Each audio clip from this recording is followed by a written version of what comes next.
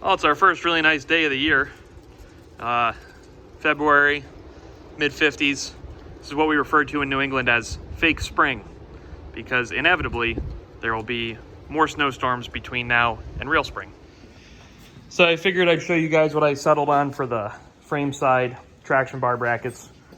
If you recall in the last video, this face and this face met in a point, and it looked kind of dumb because it stuck past the leading edge of this top piece here, and I don't really want these to look super obviously homemade. I want them to look like pretty fucking good. So I trimmed this and I welded these out, ground down the rough spots, and we're pretty good to go. So this one didn't come out as good as the driver's side one, which is under there. Excuse the mess. But anyway, fucking old Miller 35 got her done, bud. So we're gonna get these things slammed on there, and then hopefully work on the rear axle a little bit more and just keep plugging away at this thing. Traction bar mounts are welded out and installed and tacked on to the axle side. Looking pretty good. Not able to match the drive shaft angle perfectly, but you'll get that on these bigger jobs.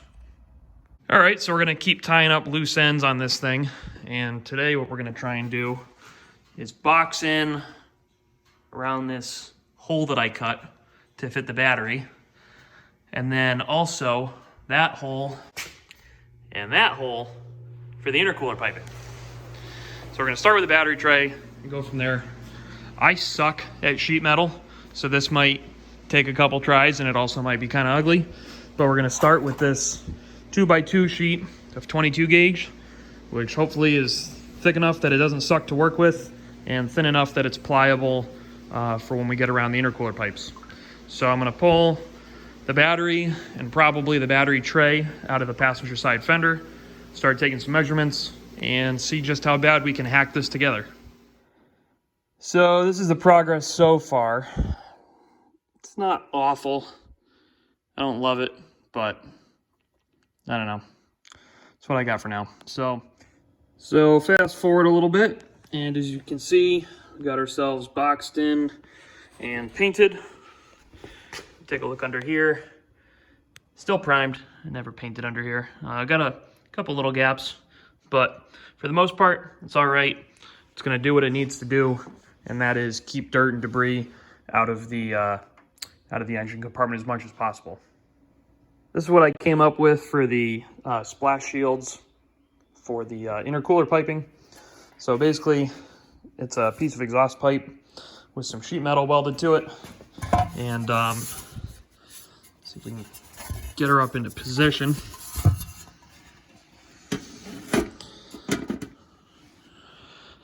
So it'll fit something like that, and one of those things where if you know what you're looking at, you'll know that something's weird about this truck, but hopefully those guards will do an effective job, not only of keeping the piping and everything clear of debris going down the road, but also kind of not give away what this truck has under the hood. Gonna try and figure out the parking brake cable situation. This truck has not had a working parking brake in like 9 years. But obviously with the stick, I would like that. Okay, so we got our new primary cable.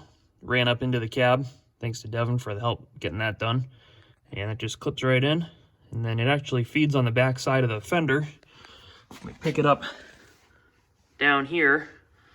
So the front cable is factory GM. This intermediate cable is factory GM. And then when we get to the rear, that's when we had to start, regrettably, using Chrysler parts. So I made this little bracket here. You can see things are kind of wonky right now, but made this little guy to take the two into one. One thing that I neglected to do was put an adjustment in the cable. So I'm going to have to do that somewhere, probably right there when I get rid of that thing because it sucks. So anyway, this cable wound up being too short, so I got to replace it. But the passenger side one is a good length, and I'll show you guys a second from the rear what it looks like. So as you can see, that passenger side parking brake cable basically follows the arc of the diff cover, and then I made a little bracket for it, and then it picks up the factory brackets after that. While we're back here, I can update you guys on the regular brakes, not only the parking brake. So John was over the other day, and we got the hard line run from the master cylinder back to the rear. So that was cool, and got our hard lines run out to the calipers, and shortly thereafter experienced a very large leak. So either your boy made some shitty flares or something else happened, but more than likely your boy made some shitty flares. So we'll have to figure that out when it comes time to bleed the brakes. But we also got the axle vent installed. This axle is definitely going to need a service. At a very least, it's going to need an oil change. There's some shit on the dipstick. I'm not super concerned about it yet, but as with anything, when you get used parts, you don't exactly know what you're getting. So anyway, that's kind of the situation going on back here as far as the brakes are concerned. All right, so today we're working on electrical. So a couple changes are coming to this thing. No more pillar gauges and no more gauges in the overhead console. So in an effort to kind of clean up this thing and get rid of some of the bad work that I've done to it over the years, I went on a mission to cut out all the unnecessary wires from under the dash. And it may not look like much because there's still a bunch of wires under there, but rest assured it's much more clean than it was before. I can support that. It's much better. Thank you. Okay, so we're gonna just give you a quick run through. So coming out of this hole here in the tunnel, or under the tunnel, is basically everything for the reverse lights, for the VSS signal, for the speedo, and then also for the shift indicator lamp for the four-wheel drive. And we got this harness here coming out of the shifter bezel, so we'll have a cool little light up four-wheel drive shift indicator up there. This harness is going to run up to the overhead console. This is going to be for the map lights, high idle, and an exhaust brake. And then the rest of it is basically just stuff for like the radio and whatnot. So that was pretty cool. We're just going to be running the Edge CTS2 for now, possibly a CTS3 in the future. We come over here to Talbot Industries, who is busy at work plugging together this relay box that's going to go under the hood and power some accessories and some different things like that. So we're chipping away at it. We're getting closer. It's mid-March right now, so we're going on about a year and 3 months or so that this thing's been off the road. Yeah, big oof on that one. So my goal is to get it going by the end of March and hopefully start driving it in April. So still got a ways to go, but this is what we're working on today. Well, the weekend's wrapping down, and I have a whole week full of travel ahead of me. So it was good to get out here and get some more work done on this thing.